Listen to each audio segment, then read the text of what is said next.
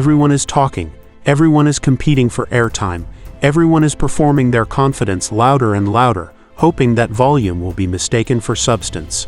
And in the corner of the room, sitting completely still, saying almost nothing, is the most powerful person there. You have probably met someone like this. They do not announce themselves. They do not demand attention or interrupt or position.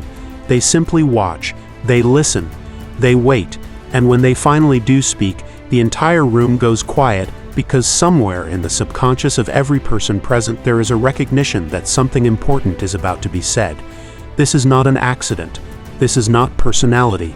This is a specific and deeply understood psychological dynamic that has played out across human social structures for as long as human beings have gathered in groups.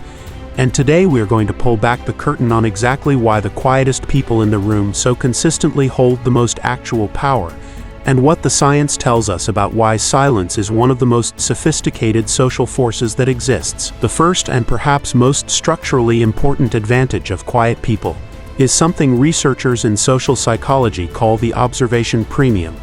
When you are not spending your cognitive resources on talking, you are freed up to do something far more strategically valuable.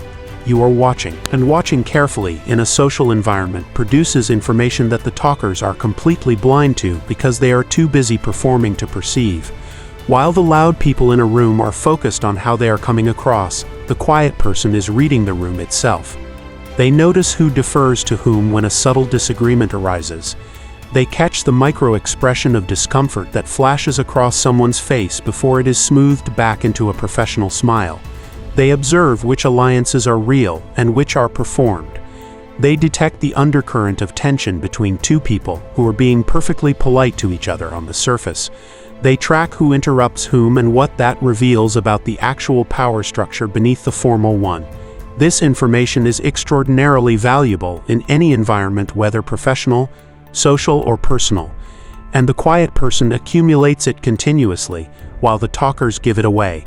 By the time a quiet person speaks in a meeting or a negotiation or a difficult conversation, they are often operating with a complete picture of the room that no one else has assembled. And that informational advantage translates directly into every decision they make. Now let us talk about emotional self-control, because this is the invisible architecture beneath the visible calm of quiet, powerful people. And it is where their social authority is most fundamentally rooted. In any group dynamic, the person who can be most easily provoked into an emotional reaction holds the least power in that moment. Because reactivity is a form of being controlled, when you respond immediately and emotionally to what someone says or does, you are essentially confirming that they have the ability to determine your internal state. And every person present registers that confirmation unconsciously. The quiet person who has developed genuine emotional self-regulation does not give other people this power. Not because they feel nothing, but because they have built what psychologists call a wider window of tolerance, the capacity to experience strong emotions internally, without those emotions immediately driving external behavior. This creates something in social environments that is almost magnetically commanding. When everyone around you is reacting and you are not reacting, the contrast itself communicates something profound. It says, I am not controlled by this situation. I am above the reactive current that is pulling everyone else along. And people cannot help but orient toward that kind of stability. It is read as strength, even when the person displaying it is doing nothing more dramatic than staying still and staying quiet. Let us talk about the economy of words, because this is one of the most practical and most immediately powerful tools in the quiet person's social arsenal. Words, like any currency, derive their value partly from their scarcity. When you spend words freely and constantly, their individual value approaches zero. People stop fully processing what you say because there is simply too much of it, and the signal-to-noise ratio is too low to justify the cognitive investment of careful attention. But when someone speaks rarely and selectively, something different happens in the brains of everyone listening. Because this person does not speak often, there is an unconscious expectation that when they do, it will be worth hearing. Attention sharpens. The room leans in slightly, and the quiet person's words land with a weight that the most eloquent constant talker in the room cannot match simply through the contrast effect of what preceded them. Strategic communication is not about finding better words. It is about creating the conditions under which your words will be received with the maximum possible weight. And silence is the most powerful condition creator that exists. Research in negotiation psychology consistently shows that the person most comfortable with silence in a high-stakes conversation holds a structural advantage, because most people find silence in conversation unbearable and will fill it, often with concessions, oversharing, or positions they had not intended to reveal. The quiet person's comfort with silence is itself a negotiating tool of considerable power. Here is a psychological phenomenon that plays directly into the power of quiet people, and it is one of the most reliable patterns in human social behavior. We consistently assign greater wisdom, depth, and credibility to people who speak less. This is not entirely rational, but it is entirely predictable. And understanding why it happens gives you insight into one of the deepest mechanisms of social perception. When someone speaks constantly, they give you everything: their opinions on everything, their reactions to everything, their insecurities, their uncertainties, their contradictions. The complete picture is available, and the complete picture always includes weaknesses. But when someone speaks rarely, you only receive what they deliberately choose to share.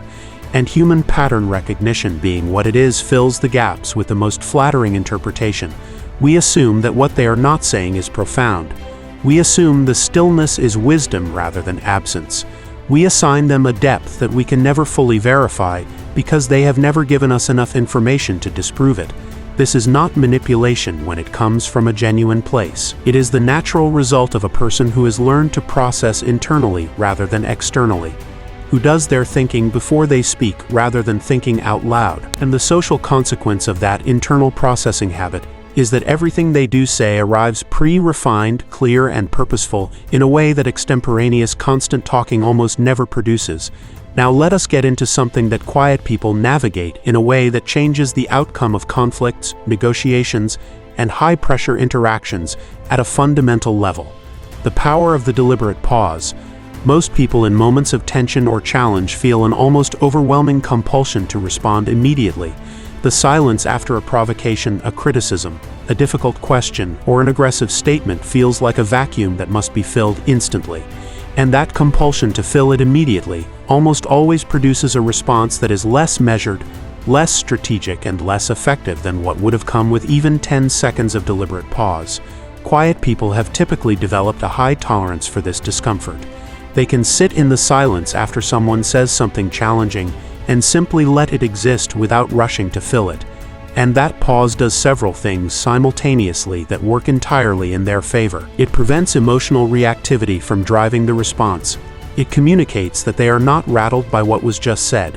It gives their prefrontal cortex time to override their amygdala and produce a thoughtful response rather than a reactive one. And perhaps most powerfully, it makes the other person in the interaction intensely aware of the silence, which creates a psychological pressure on them that often produces additional revealing information before the quiet person has said a single word in response. The pause is not a gap in their communication. The pause is the communication. There is a concept in leadership research that speaks directly to everything we have been discussing, and it is called referent power. Researchers John French and Bertram Raven identified 5 sources of social power and referent power. The power that comes from being someone others want to be associated with, want to emulate, and want to gain the approval of is consistently identified as the most durable and most influential of all of them. It does not require a title. It does not require resources. It does not require the ability to reward or punish. It requires only the quality of your presence and your character as perceived by the people around you. And the quiet person, through the accumulated effect of their observational intelligence, their emotional self-control, their strategic communication, and their consistent composure under pressure, builds referent power almost automatically over time. People begin to value their opinion above the opinions of louder, more prominent figures. People seek their counsel privately. People feel differently in their presence than they do with others, and they associate that feeling with the quiet person's authority, even when they cannot articulate exactly why. This is the kind of power that does not need to announce itself. That does not need to compete or perform or demand recognition. It is simply felt. And what is felt is always more powerful than what is merely heard. So here is what all of this means for you in your actual daily life, because this cannot stay theoretical. The power of silence and quiet presence is not something reserved for a particular personality type. It is not an introvert's consolation prize in a world built for extroverts. It is a set of learnable, practicable skills that anyone can develop with deliberate attention. Start by practicing the pause before you respond in any conversation, any meeting, any moment of tension. Not a dramatic pause that performs thoughtfulness, but a genuine internal beat where you actually check whether what you are about to say adds value or just fills space. Begin listening at a level deeper than the words being spoken. Watch what the body is doing. Notice what is not being said. Track the emotional undercurrent beneath the surface conversation. These are skills that compound with practice, and they will give you access to information that the talkers in every room are generating but never collecting. Protect your words. Before you speak, ask yourself whether what you are about to say is more valuable than the silence it will replace. Not because you should be invisible, but because the selectivity itself builds the weight that makes your voice matter when you use it. And work on your emotional regulation, because every other advantage of the quiet person flows from that foundation. The person who cannot be destabilized, who cannot be provoked into reactivity, who processes internally and responds deliberately, that person holds a kind of power that no amount of volume, status, or social performance can touch. The room was never won by the loudest voice in it. It was always held by the stillest one.